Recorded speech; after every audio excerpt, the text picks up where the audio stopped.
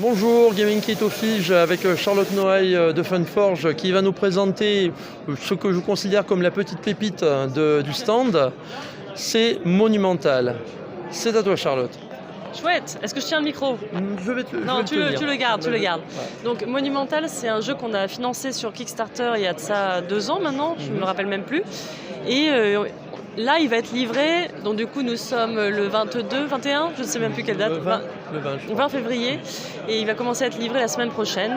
Et on le présente dans sa version finale sur le stand à Cannes, donc si vous voulez venir le tester, c'est super. Mais c'est vraiment un jeu de civilisation innovant, enfin selon nous, parce qu'il y a du deck building, il y a de la conquête, il y a évidemment des alliances si on aime bien discuter entre joueurs pour essayer de perdurer, d'être le seul à la fin à être victorieux. Et l'idée c'est d'activer en fait des cartes qu'on a devant soi.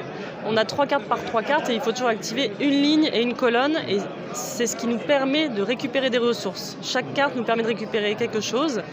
Et les différentes ressources, on va les utiliser pour acheter des cartes, améliorer notre deck, nettoyer notre deck aussi. On peut enlever complètement certaines cartes pour garder que les cartes puissantes. Donc il va falloir aller sur le plateau qui nous est proposé et qui est modulaire en fonction du nombre de joueurs, récupérer des ressources, aller attaquer les autres, combattre des barbares et avec les ressources qui nous sont données, acheter effectivement des améliorations de cartes. Et là, évidemment, l'intérêt, c'est qu'on joue avec des vraies civilisations et qu'il y a plein de petites références à des personnages célèbres et qu'on va même évoluer puisqu'on a même des personnages du XXe siècle, il me semble, qui apparaissent. Oui, parce que comme c'est un jeu de civilisation, en fait, on a plusieurs âges et évidemment, ces âges nous amènent à l'ère moderne. Donc au départ, on est plutôt sur du médiéval et on va arriver jusqu'à des personnages contemporains du XXe siècle.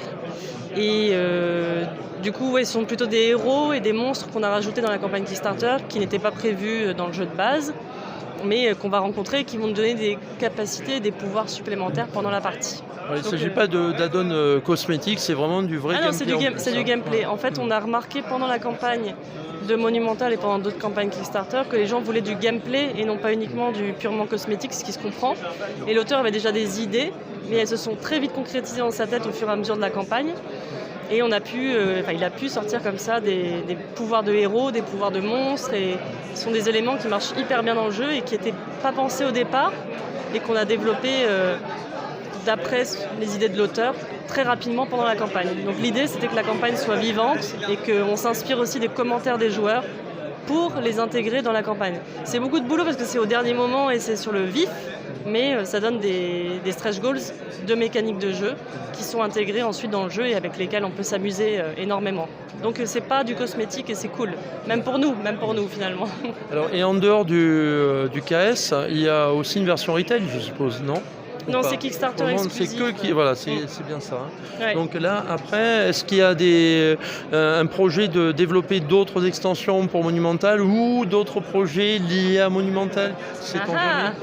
Donc là, on va lancer une campagne Kickstarter cette année en 2020 qui proposera la même chose que la campagne qui avait été financée il y a 2 ans.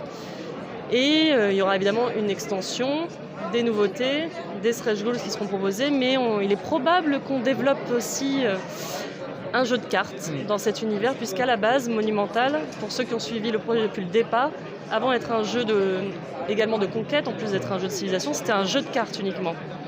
Donc l'auteur a déjà toutes les idées pour son jeu de cartes, puisqu'en fait il a développé le Monumental que vous voyez aujourd'hui à partir du jeu de cartes et de la mécanique qui s'appelle le cross-tapping, où on active une ligne, une colonne, on récupère des ressources et on va ensuite se balader sur le plateau et acheter des cartes. Donc ça c'est à suivre, mais c'est un projet qu'on aimerait beaucoup faire et qui serait du coup distribué en boutique. Voilà, donc à suivre évidemment, et puis les backers attendent évidemment bientôt l'arrivée du jeu, donc vous aurez certainement des retours qui à mon avis seront très largement positifs, d'autant plus que le matériel est quand même plutôt bien réussi, hein. On a de belles figurines. Ouais. Parfait. Bien, merci à toi Charlotte pour cette présentation du Monumental. Merci. Vivement que je le reçoive dans ma boîte aux lettres qui est malheureusement trop petite parce que c'est quand même un gros jeu. Hein. La boîte est grosse, oui. Voilà. Il y a beaucoup de contenu. Voilà. Ben, on va tester tout ça et puis en attendant, on va surveiller un petit peu les nouveaux projets liés à ça. Merci à toi. Merci. Et à bientôt. À bientôt, merci.